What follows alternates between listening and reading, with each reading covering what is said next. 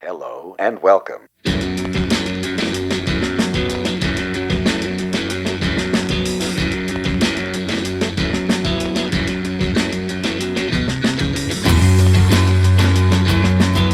Hey, welcome back to the show, to the Church of Mark. We have Raven Reid with us here today. Welcome to the show, Raven. Thank you very much. And you arrived in Toronto earlier this past week on a recording adventure, and you're from Saskatoon. So maybe tell us a little bit about that.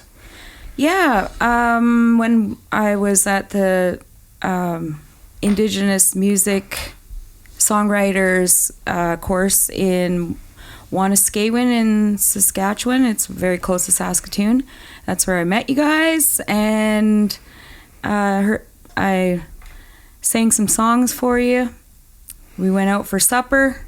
That's right, at delicious Earl's. supper. That's yeah, right, Earl's. My dad's favorite restaurant. I thought that was really cool, and decided to work together. Awesome. Yeah, I'm very excited about that. Well, again, welcome. Still. It's great to have you here in Toronto. Thank you. And how has your experience been in Toronto? Have you been to the city before?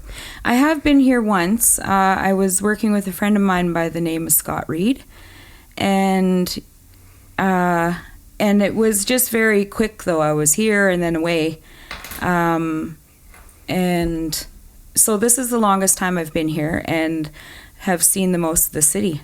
Great. Yeah, and it's beautiful. I love it. A lot of people. A lot of people, that's right. I think there's just under 3 million people right here in Toronto proper, and then the surrounding areas. We looked this up the other day. I think it was like 6 million people or 7 million people or something in that Golden Horseshoe. So yeah, quite a bit of people. So a much faster pace, I guess, than Saskatoon. Yeah, there's a few things that I've noticed, like there's no birds. Oh, yeah, right. Yeah, well, there are some. Well, I see pigeons. no pigeons. Well, that I didn't see any Oh, pigeons. really? Okay. That's so crazy. And then you guys have black squirrels. That's right, we do. Which is different from Saskatchewan. Right. No seagulls or anything. So that's down by if you go closer to the waterfront, there's seagulls and there's geese. Oh. You got to watch out for those geese. The cobra chickens. Oh, we call I know them. that. That's right. Yeah. Don't get too close to their nests or their young ones. They'll come attacking. I heard people eat them. They do. Geese? Yeah, they do. Yeah. Well, not like down at the beach. They don't eat them down there. But yes. Has anyone have you tried? No? No, I haven't. I've tried duck once and I didn't like it. So, oh, okay. I think it's because I plucked the duck first. Oh, okay. And had to burn off the feathers, and it's just no fun. No fun. Okay. No. So let's talk about stuff that is fun, I guess, which is music. Yes. Now, I was reading on your bio, you started playing guitar later in life. I think it said you were age 26. So what kind of sparked that interest in music? It was a boy. It was a boyfriend. He heard me singing, and he knew that I was a writer. So he said, you should learn how to play an instrument. And he gave me my first guitar, which was a really crappy classical. And so I learned to play on that. Just, we didn't have YouTube back then or anything like that. So I had to wait for me to cross musicians, and they would teach me a little bit of something, and I'd go home and practice for 8 hours a day, 8 to 10 hours a day. And about a month later, I was writing my own songs. And excellent. And do you still play some of those original or first songs that you wrote? I do. Okay. One of them is on the new album coming out. That's Change. Right. Change, okay. Yeah. That's right. And we recorded a bunch of songs here this week that will come out for release sometime in early 2024. I'm just looking at Laura over there. Right? Is that correct? 2024? Yeah, okay, all right. She'll figure it out. Technically, Laura's in charge here. I'm getting that. Excellent. So, and then some of the other songs that we heard that we recorded, those are more recent songs. What's one of the more recent, newer songs that you have out of this Chaos selection? and Madness is very new. I just wrote that the beginning of this year, I believe, or maybe during the summer, around that area, around that time, sorry. And some of the other ones I've played in the past, but I haven't recorded them, like a Johnny Cash night. That's a popular one when I get on stage back home. Right. And that one's more of a party song. Like you're going out to celebrate. It's either a Friday or a Saturday night or a Johnny Cash night. Yeah. And you're going out with your friends or whoever to the local pub. Yeah, to be deadly. To be deadly, that's Yeah. right. So getting back to Chaos and Madness, what was the sort of the inspiration behind writing that one? Well, I was going through a bad relationship where I experienced, I don't know if it'd be domestic violence or some sort of abuse. And I usually take the sadness and the hurt in my life and try to turn it into something beautiful. And so that's where that music came from. Is to express my feelings and in a more healthy way instead of beating the crap out of them or something. Right. Yeah. And do you find that a lot with the lyrical content or subject matter with your other songs? Is this you processing or working your way through something that happened in your life? So therefore you're using, I guess, art and creativity to kind of use that as a release? Is that correct? Yeah. Okay.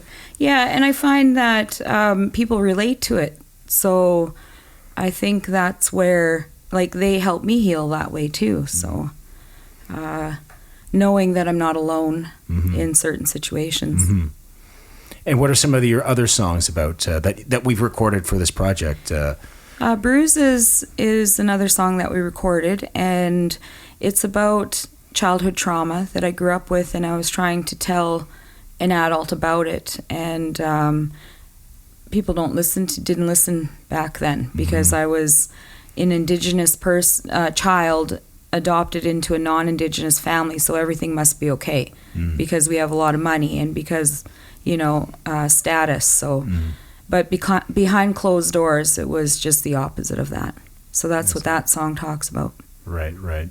And then you have some other songs that are more maybe on the sort of lighter side of things, subject, right? Yeah, there's a one, I'm not sure what we're calling it, Cheating Heart. Your Cheating Heart. That's right, yeah.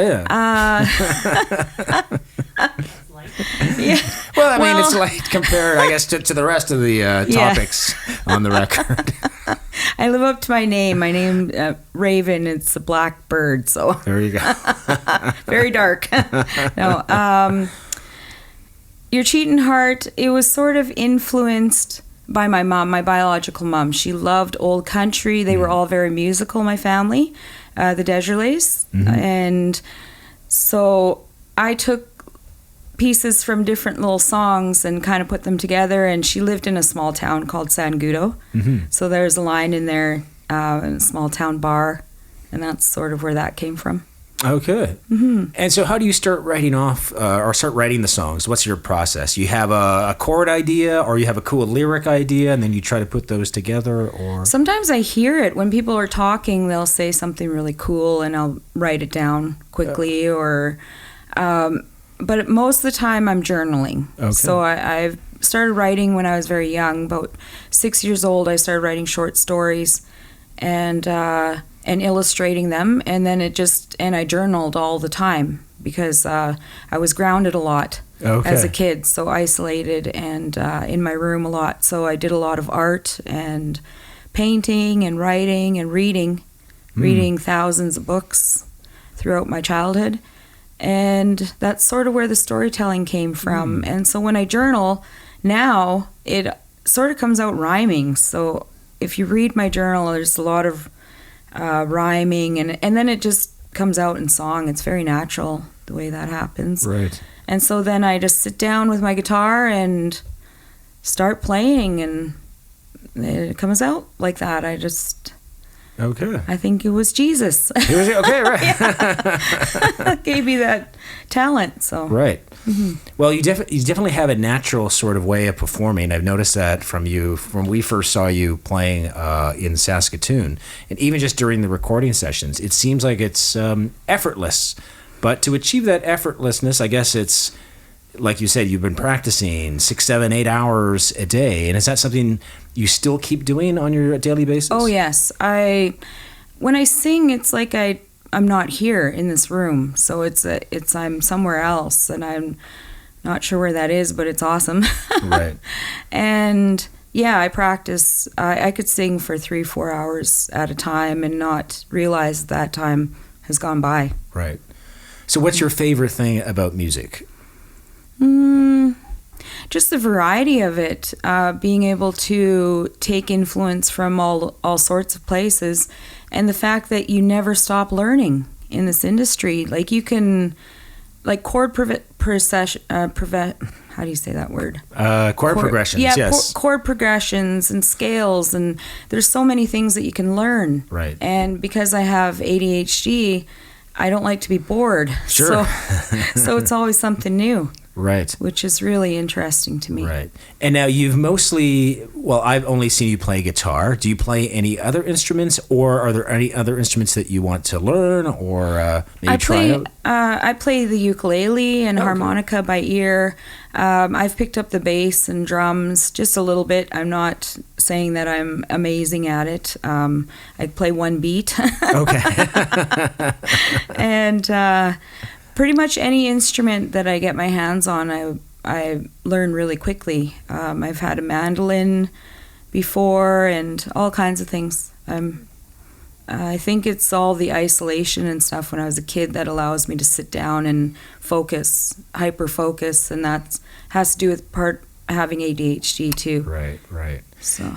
Now, you mentioned you did a lot of arts and creative projects, growing up during the times, I guess, you were grounded. So who are some of your favorite authors or books that you read while you were in your room? Well, I read Lord of the Rings when I was in grade 4, so I'm not even sure how old I was.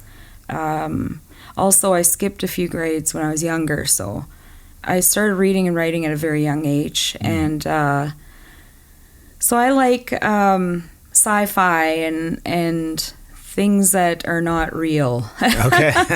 And I also like quantum physics, so I'm sort of all over the map. Great. When it comes to that, yeah. Those are my topics of interest as well. Oh, cool. Yeah. Because there's something always, mysterious about these topics. Yeah, I know it's science, but there's a lot of things in science that we haven't figured out yet, and I think that's part of the journey, part of the adventure. Kind of like it is with music, too. Yeah. When you write a new song, you're sometimes maybe experimenting with new chord changes or progressions or melodies. Do you find yourself experimenting when you're writing music? Maybe you're trying something you haven't tried before? Or? Yeah, I'm not very good at rhythm, even though I try. I think that's just... And so... sometimes the rhythm changes, or I like to learn to strum different ways, like more in a bluesy way, or when I first started playing, it was just like sort of up and down, or just down at first. So just learning the different ways of strumming adds to the song, and yeah. Great. And are you, how are you kind of learning these new techniques? Watching YouTube videos, or you have friends, or maybe other mentors? I have friends that I like to support other local artists. So I go out and I watch their shows, and a lot of times I'll be staring at their hands, and, I know I should be learning how to do bar chords and things like that. I use a capo, and a lot of people say, learn how to do your bar chords. Things will open up more, and the world of music opens up and all the stuff. And I'm like, bar chords, they're overrated. So I like to just watch other artists and try and emulate that when I get home. Great. And who are some of maybe your favorite local artists? Lancelot Knight is one of my most favorites. He just, when he sings and performs, you could just feel the emotion, and you can kind of put yourself in that situation easily with his music. And he talks about real things, which is something that I like. I'm not really into pop. So I like the music that has meaning and substance behind it. And knowing what the song is about is really interesting to me. Some of the other artists that I like back home too for rock and fun is like Black Rain. They're really great. They're friends of mine too, so I don't know them growing up, and they've helped me through the industry back home too. Some of the artists have reached out and supported me along the way. Right. So that's really nice of them. I'm kind of drawing a blank of who all the local artists sure. are over there, but who are there's many. Right. Well, who are some of the artists that inspired you, again, while you were Growing in your up? room working on your projects? Well, my dad had this huge record collection. He loved music, and so he was my number one inspiration for music. But while I was grounded, I would listen to his records all the time.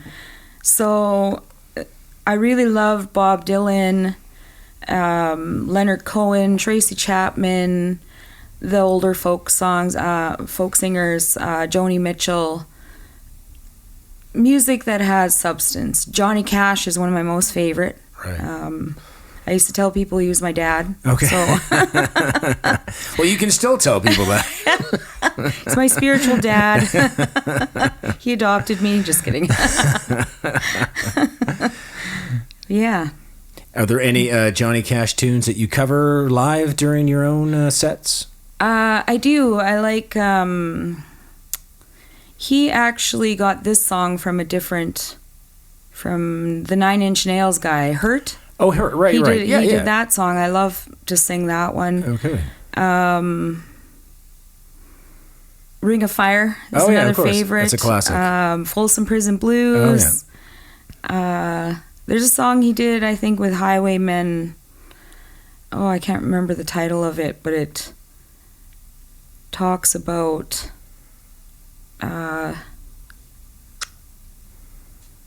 you're gonna remember me when I'm gone. Right. Sort of song. Right. When I was doing the Blackbird sessions with Burke Jodwin, he's another one of my favorites from back home. You guys work with him. Right. So. That's right. We love Burke. Hey, Yeah. Burke. Hey, Burke. So, yeah, he invited me to come and sing at one of these events at the house on Avenue H in Saskatoon, and all of us did a cover, one of Johnny Cash's covers at the end, and that was great fun. Awesome. To do that, yeah. So are there a lot of performance opportunities like back home in Saskatoon or other sort of events or places where musicians can hang out or even play or open mics? Yeah, there's a place called the Capitol at home, and then there's Bud's on Broadway. There's all kinds, Somewhere Else Pub. There's a ton of places that you can play in Saskatoon. I have some mental health issues that sometimes stop me, like I have anxiety, social anxiety, which is strange because I can sing in front of a crowd, but to be in the crowd is a different story for me. So I don't go out a lot. If I do, it's like it has to be important to me to go out. Right. So I did go to a lot of jam nights in the beginning, and I think that's where drinking came in, because it was so easy for me to be social when I was drinking. But now that I quit 7 months ago, it's harder for me to get out and be, hey, Rave and Reid, like right. It feels like I'm on stage a lot, you know, all the time, and that's tiring. It gets tiring, yeah. That's right. When I quit drinking like a year ago, and now when if I go to clubs or bars, I'm like, what am I doing here? Like, there's no purpose for me to be in here, unless of course I'm seeing entertainment. Yeah. And drinking lukewarm water or whatever pop. That's right. Yeah, whatever they. Yeah. Or $7 coffee. Or $7 coffee. Yeah. That's right. Yeah. But so, do you find the music scene in Saskatoon very supportive of each other, musicians, or everyone's just kind of doing their own thing? I was actually talking about this earlier with my manager, and I notice now that all of this hype is coming out, that I'm getting a new album, all these things, people are coming out now and saying, hey, I know you, and, don't forget about me, and all these things. I've noticed that. We tried to do fundraising before to get me here, and the people who supported me were my fans mostly, and my friends and family.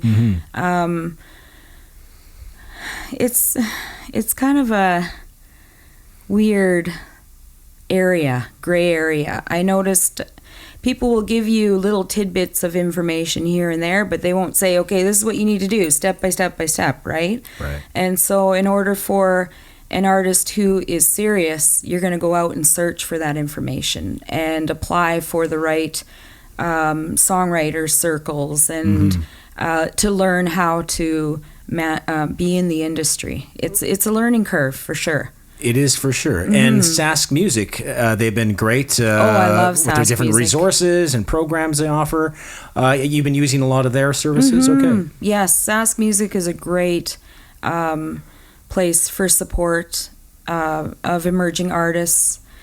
I've been to several of their showcases, or not showcases, but courses and songwriter circles and things like that. Yeah, shout out to Sask Music. Keep doing the good work that you're doing. Yeah. That's awesome. That's great. So I guess what's next for Raven Reid? You have the album we recorded. I mean, we still have to do some work on it, so it won't come out till next year, early next year, that is. So what's next on your horizon? Like, what are some of your ambitions, maybe your goals for 2024? Well, I believe we're probably going to do some touring. My manager also has another client by the name of Mario Valens, who is Richie Valens' younger brother. Oh, wow. Yeah. Oh, wow. Okay. So I'm going to be opening for him at other different places because I have ADHD. Again, I don't like to try out for things. I have, I can't remember the name of it, but it's something that has to do with rejection. It sort of immobilizes me. I see. Okay. So if I sing at, say, a festival or something, it's usually because I'm asked to come and sing. Right. It's not that I've tried out for it or anything. So, auditions are a no-go for me. I'm scared to do those. Maybe I've done them in the past, and it just really messed up my mind. So I'd rather be in a place where they would want me to be there. You know. Right. So with this music coming out, I'm sure that people will hear it and they'll be like, "Hey, I'd like to hire you for this or that." Right.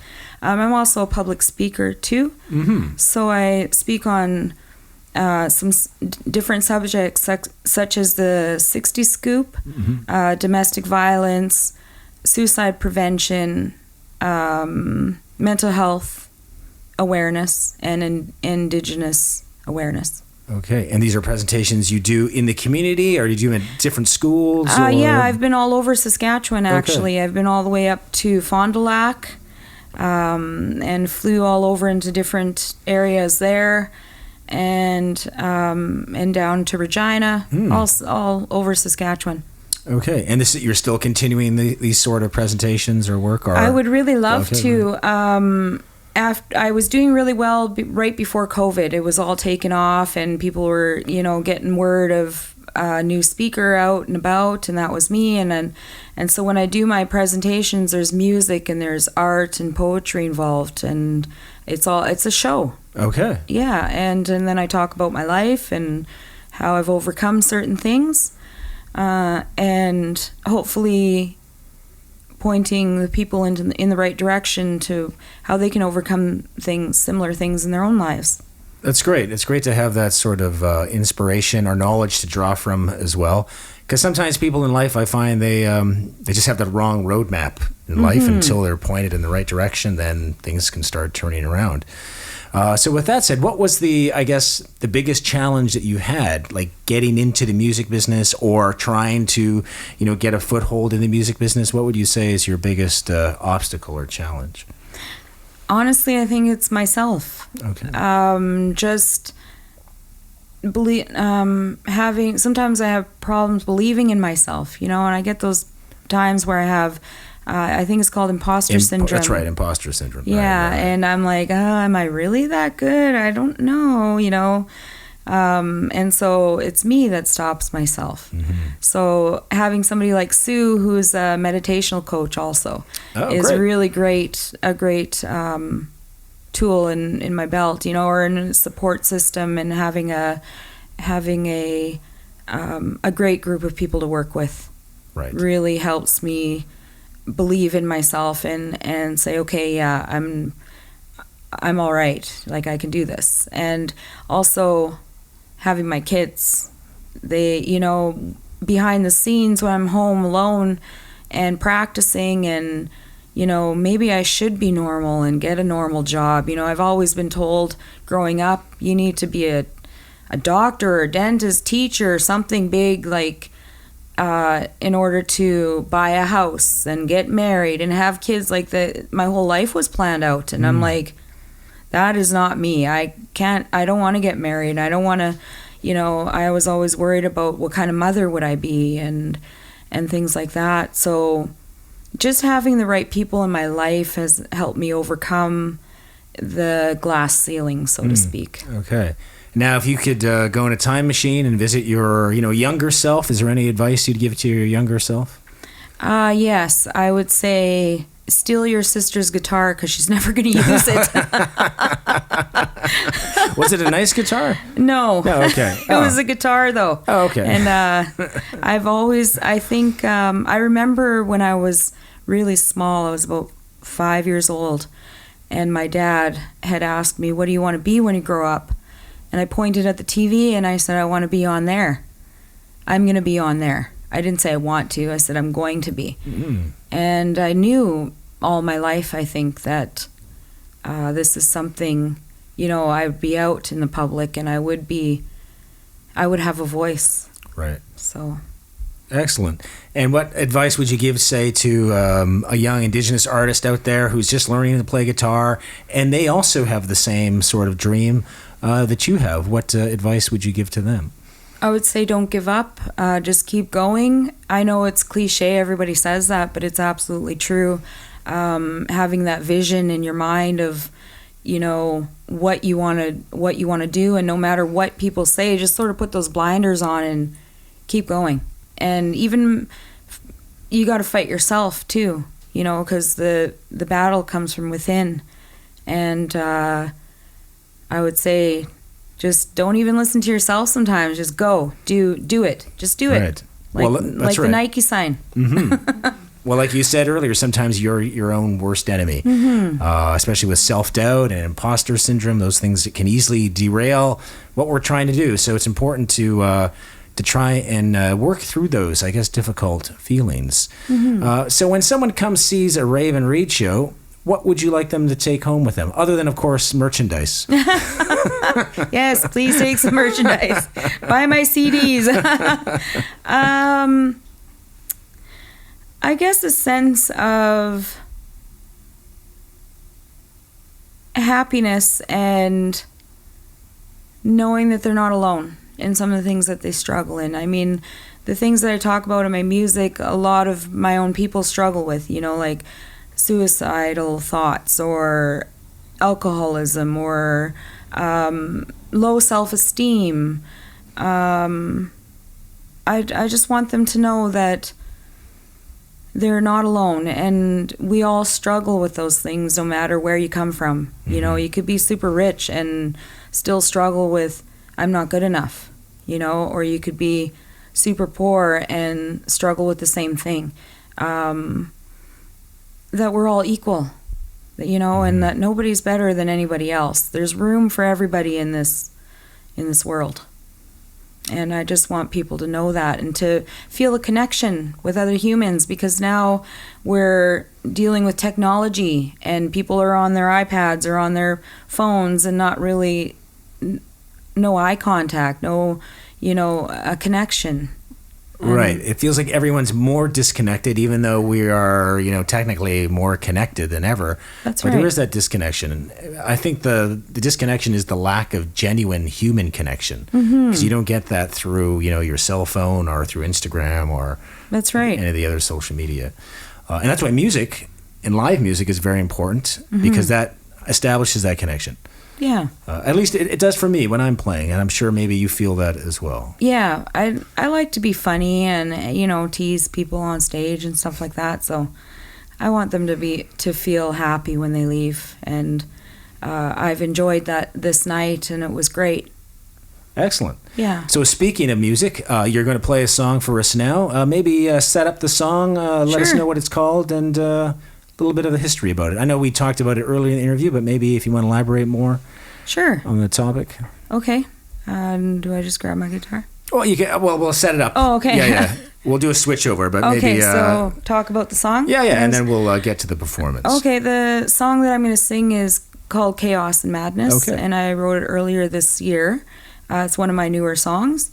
And it talks about my last relationship that I was in, which was very chaotic and made me mad. Okay. So it's like Taylor Swift has a bunch of hits like that where she gets inspiration from a relationship and it makes her $1 million. Right on. I hope the same thing happens to me. That would be very Swift. Great. Well, here's Reid playing Chaos and Madness.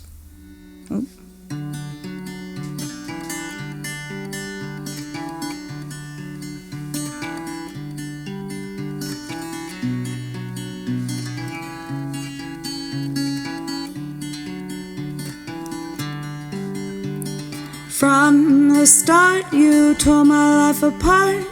Just 3 words I almost wish I never heard. Wanted to believe, to feel safe in your arms. Smiles turned to sadness, no embrace, no warmth. Chaos and madness tearing us apart. Chaos and madness tearing us apart. Your mouth had arrows, I was mean, I was sharp. Thorns on your skin, locks in my heart. Too scared to take any steps of faith, so we yell at each other, so in love, so in hate. Chaos and madness tearing us apart. Chaos and madness tearing us apart.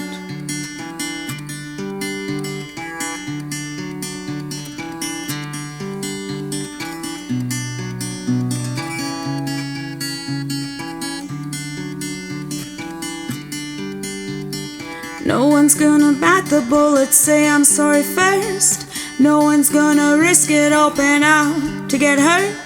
Just like a bonfire, we burn pretty good. Baby, tears fall like rain, put it out like it should. Chaos and madness tearing us apart. Chaos and madness tearing us apart.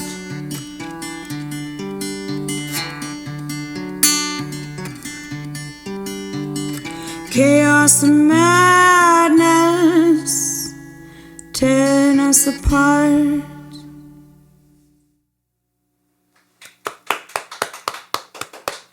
Thank you. Thank you so much. And how can people find you online? Look for Raven Reid. Raven Reid, okay. Google me. All right, well, Google you. Google Raven Reid. Well, thank you so much. And Marilyn in music. That's right. You can Google us, and we'll put you in touch. All right. Well, thank you so much for being on the show, and I hope you enjoy the rest of your stay here in Toronto. And everyone, and especially myself, I think everyone here in the room is looking forward to your release when it comes out early next year. Thank you so much for everything that you guys are doing. I love you guys. We love you. All right. Thanks for watching.